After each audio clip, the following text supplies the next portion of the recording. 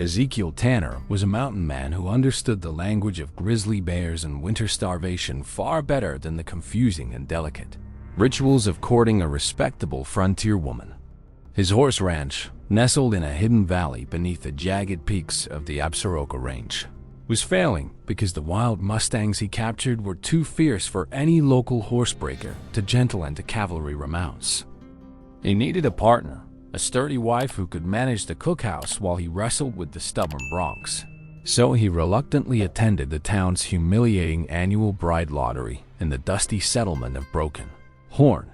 The lottery was a cruel tradition where orphaned or impoverished women were presented to a crowd of leering bachelors, and the least desired girls were often left standing in shame and tearful humiliation. That afternoon, the auctioneer presented a tall, raw-boned young woman named Sarabeth Cole.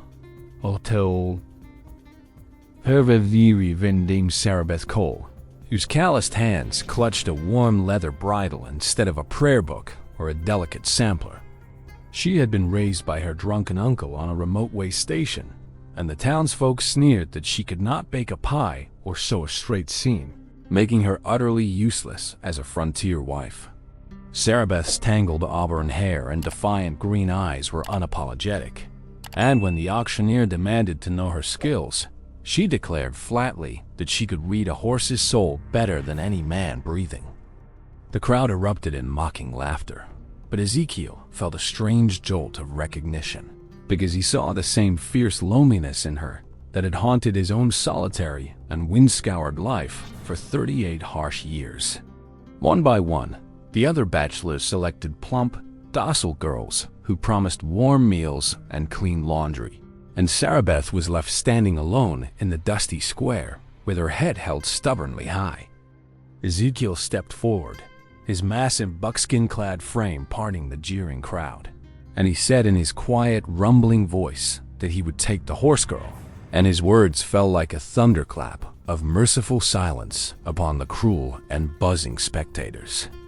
He paid the measly $10 fee, untied Sarabeth's hands, and simply said that his ranch had 100 wild mustangs that no man could gentle, and perhaps she could teach them a thing or two about obedience and trust.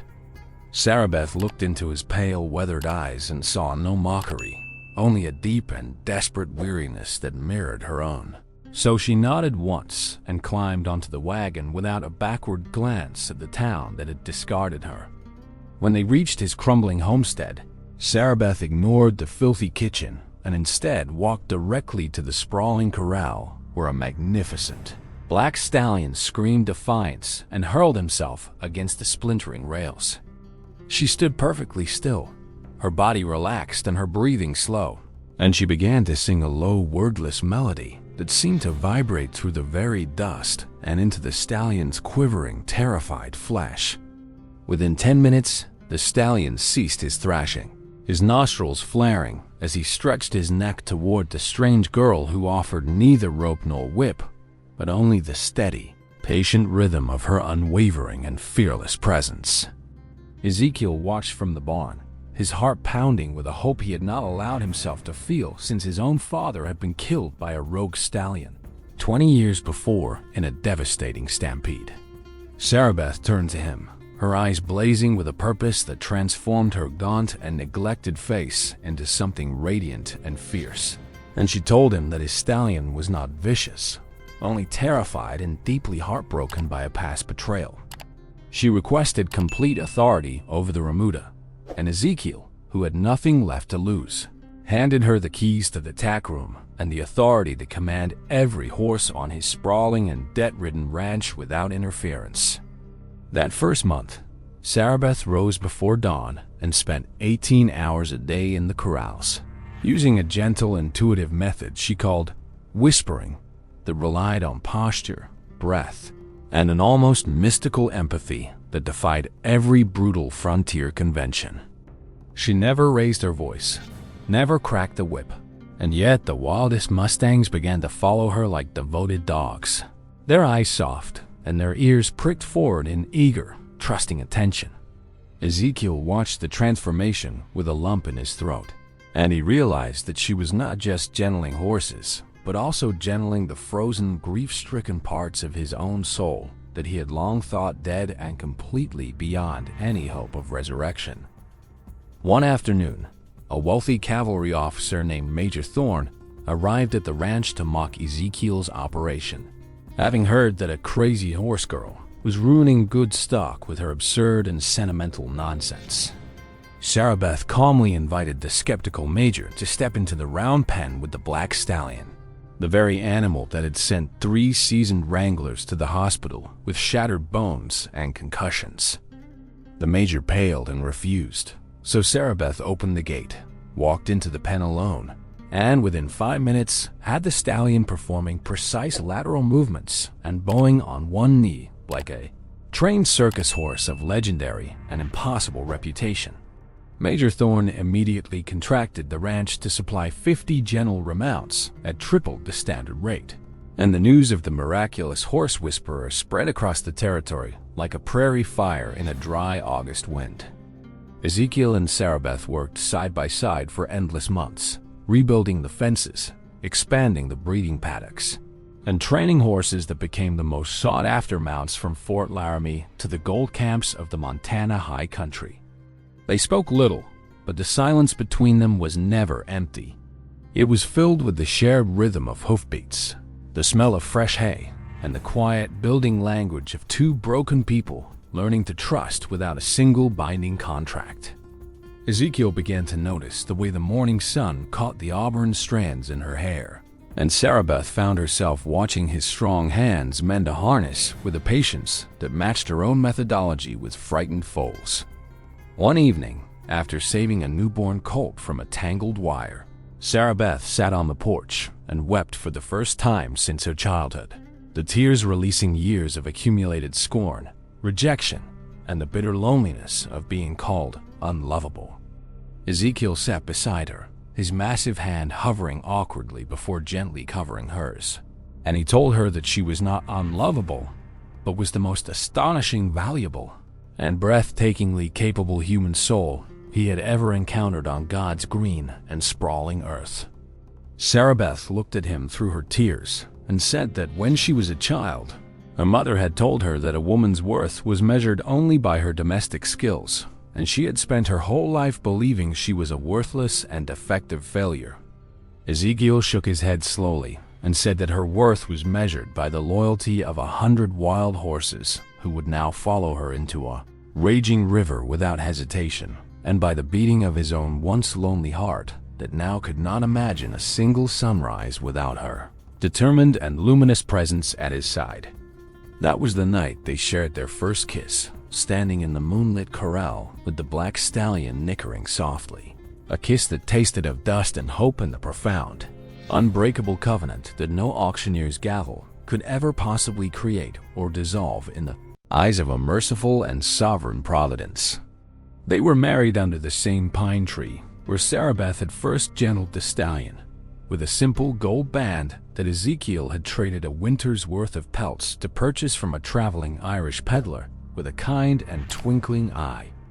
The bride nobody wanted became the undisputed horse queen of the entire territory, and the ranch that had been a laughingstock blossomed into the legendary Tanner Equine Academy, drawing students from as far away as Kentucky and even aristocratic Europe. Sarabeth trained every student with the same philosophy: that force creates resistance, but patience and genuine love can unlock the hidden, trembling potential of even the most wounded and reactive creature, whether horse or human. She never learned to bake a proper loaf of bread, but Ezekiel discovered that he had a hidden talent for sourdough, and he cheerfully took over the kitchen while his wife ran the breeding program that was revolutionizing cavalry tactics on the western frontier. Their first child, a daughter they named Liberty, could ride before she could walk, and she inherited her mother's uncanny ability to communicate with horses through an unspoken language that baffled and delighted the grizzled old cowhands. Ezekiel often stood by the fence, his heart swelling with a gratitude so immense it nearly choked him, watching his fierce and brilliant wife teach their daughter the subtle art of listening to a colt's breath and reading the flick of an ear. He remembered the day he had reluctantly ridden into Broken Horn, dreading the bride lottery, and how he had almost stayed home, a decision that would have cost him the entire magnificent, redemptive tapestry of his unexpected and joy-filled life with the woman nobody else had wanted. Sarabeth, for her part, would sometimes wake in the night and reach for her husband's hand, grounding herself in the reality that she was no longer the rejected, scorned orphan, but the beloved and irreplaceable heart of a thriving, influential, and deeply respected frontier dynasty. The Black Stallion lived to be 32 years old, and when he finally died, the entire valley seemed to hold its breath, and the Tanner family buried him with full honors beneath the wedding pine with a stone that read, "First to believe in the horse whisperer." Years later, when a newspaperman from New York traveled west to write a feature on the famous horsewoman, Sarabeth simply led him into a corral and let a wild 2-year-old colt approach her with curious, trusting eyes and a soft, nickering whicker of total and willing surrender. The journalist wrote that he had witnessed not a trainer, but a soul who had become a bridge between two species, and that the story of the unwanted bride was the most compelling argument for the quiet, persistent power of kindness he had ever encountered in all his worldly and cynical travels. Ezekiel and Sarabeth grew old together on the ranch, their hands always touching, their conversations still filled with the language of horses and the quiet jokes that only a lifetime of shared struggle and triumph can forge in the fires of abiding and resilient love. On their 50th wedding anniversary, Sarabeth presented Ezekiel with a new leather journal, its pages blank, and she told him to write their story from the beginning, starting with the day a mountain man made the most foolish and most brilliant bargain of his entire existence.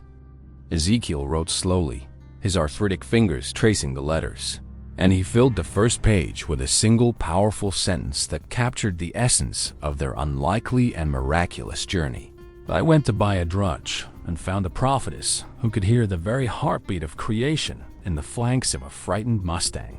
And in her I finally heard my own heart beating again after a lifetime of lonely, frozen silence." The journal was passed down through the generations, and every Tanner descendant learned to read its pages by the light of the same oil lamp that had once illuminated the first, trembling, desperate kiss between a rejected girl and a lonely mountain man who had dared to believe that the most unwanted things often hold the most profound and life-altering treasures. So if you ever feel discarded, overlooked, or told that your gifts are worthless in the eyes of a sneering and conformist world, remember Sarabeth Cole, who held a warm bridle instead of a recipe card, and who turned a bankrupt horse ranch into a legacy of grace, healing in the stubborn, galloping, and eternal language of a love that no auction block could ever contain or diminish. Subscribe to Western Taileys Official right now so you never miss another breathtaking frontier story where the most unwanted souls become the most celebrated. Legends of the untamed and glorious American West. Tell me in the comments below if you have ever been underestimated, and whether you believe that a person's true worth lies in their ability to love and to heal, rather than in their ability to conform to the pompous, narrow and demanding expectations of a shallow and unseeing crowd. Like this video with the force of 1,000 thundering hooves if you believe that the most extraordinary gifts are often hidden in the people everyone else was too blind to choose, and share this story with someone who needs to be reminded that they are not unwanted, but rather a masterpiece waiting to be discovered by the one heart brave enough to look beyond the surface and into the foster and into the depths of their radiant and unconquerable soul.